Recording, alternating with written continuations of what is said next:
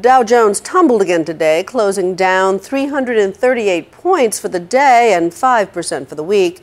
But it isn't just the market that has some people worrying in these days of counting every dollar. Lots of people are worrying about their timeshare investments.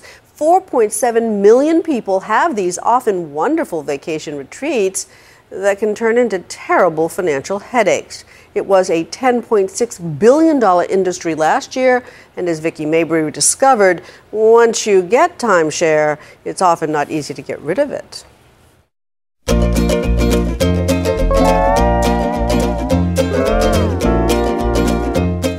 Timeshares. Who hasn't dreamed of owning a little slice of paradise for 1 week a year for the rest of your life? Our family used to take vacations with my Aunt Liz to her timeshares, until one day a few months ago, Aunt Liz called to report that her piece of paradise had suddenly become a financial purgatory. Her maintenance fees, once so reasonable, had crept up to $2,500 a year, and she couldn't get out of her contract. So I started researching how to sell this asset she thought was so valuable and discovered it was worth almost nothing. Timeshares matching what she'd bought 4 years ago for $55,000 were going for about $5,000 online. When you talk about a timeshare as an investment, it's really a poor word, and I apologize for using that, because you're never going to make money off a timeshare. The search led me to Brian Rogers, who runs the Timeshare Users Group, or TUG, website. It's just a simple fact of life that once you purchase a timeshare, by and large, the minute you walk out of that door, unlike a car, which would depreciate maybe 15%, that timeshare is already depreciated over 50% or more. Both Brian and Arda, the group representing resort developers, told me that timeshares should not be bought as a financial investment. The value is in the enjoyment you get from them, but that's it. There are still people who love their timeshares. Absolutely. There are people who they're very happy timeshare owners. Absolutely. It's not that people are unhappy with timeshares.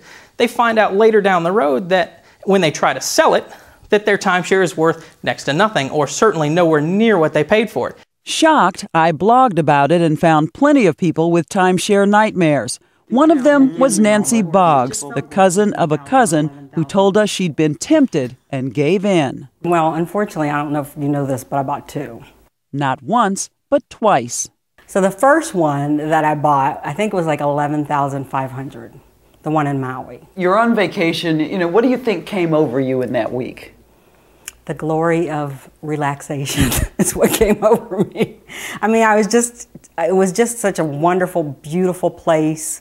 I was tired, I worked so hard, and just to have an experience in a beautiful place with palm trees and wonderful weather and nice people, and it was just something I never wanted to end.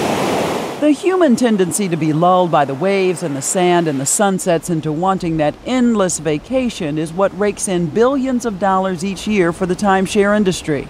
They bring you into this room, and there's lots of balloons, and it's like a big party atmosphere. And then you hear bells ringing in the background and horns honking and people screaming and delightful screams. But I mean, happy screams, but they're like, Mr. and Mrs. So-and-so just invested in the happiness of their family or something like that. And before you know it, you've plunked down $10,000 or $20,000 or even $50,000 toward the happiness of your family. Nancy eventually sold Hawaii. She belatedly realized it was pretty impractical to get the family together to make an annual pilgrimage from the Midwest to Hawaii. But then she fell in love again. Ladies and gentlemen, welcome to glorious Cancun. With Cancun. You wrote them a check for the full amount. $13,500? Yes, unfortunately. I did. And then how much was the maintenance? It was a couple $100 a month until there was a hurricane. A hurricane that she says damaged the timeshare so much she couldn't go there. But the company charged a special assessment. Once the hurricane came, then it went from like $150, something like that, to like $500 a month. Yeah. You're kidding. It was a month? A month, because they had to rebuild everything. It was a huge place.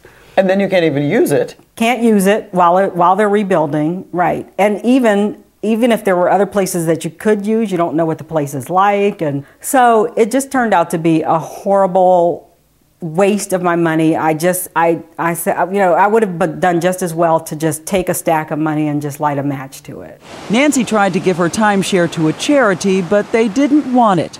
Finally, she paid an agency $2,000 to take it off her hands.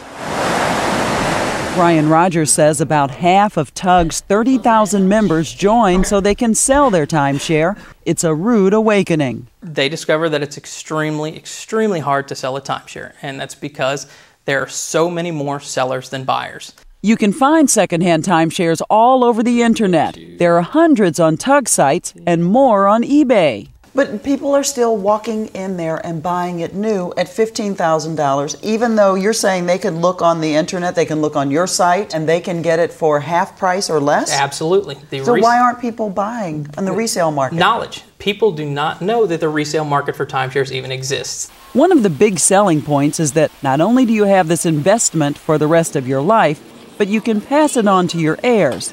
The double-edged sword is, what if your heirs don't want it? A lot of these are deeded properties. It's just like buying a house.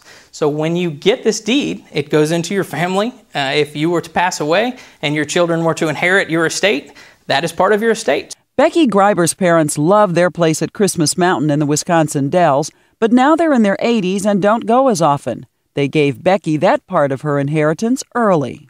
I think it was very nice of them to offer it to us, and I know that it was a headache for them, so I'm glad to take it over for them. But it really has been stressful trying to figure out how to sell it. Turn it into cash. Call Timeshares only. We got rid of those maintenance fees. There are companies who advertise all over late-night TV and the internet who will sell your unwanted timeshare for you. Becky says as soon as word got out, she was inundated with offers from these kinds of firms, offering to sell her timeshare for her if she'd pay them hundreds of dollars up front. I got a call just today asking if I had a timeshare for sale, and I said I did. And I said, but I'm not willing to pay any money up front. I'm only interested in paying commission after I sell the property, and she hung up. ARDA, the industry group, admits that the resale market is not what they call mature yet. As for Brian, he's a happy timeshare owner. He just paid a lot less for his because, you guessed it, he bought it on the resale market. But if you buy a timeshare, you need to know. Absolutely buy resale. If you can, anything to take away from the timeshare purchase is to research the resale market and find out if you can get a much better deal on the resale market, which 99 times out of 100 you will be able to. But the other thing is you've got to know that when you buy this, you are buying it forever. That's exactly right. And you don't know what the fees are going to be 10 years from the time of purchase. That's exactly right. That's why you can never, ever have enough information about what you're about to purchase versus just going in and getting caught up in the moment, signing your name to the dotted line and being stuck with that piece of paper, that contract for the rest of your life. And your children's life. And your children's life, absolutely. This is Vicki Mabry for Nightline on a beautiful beach just before sunset in St. Augustine, Florida.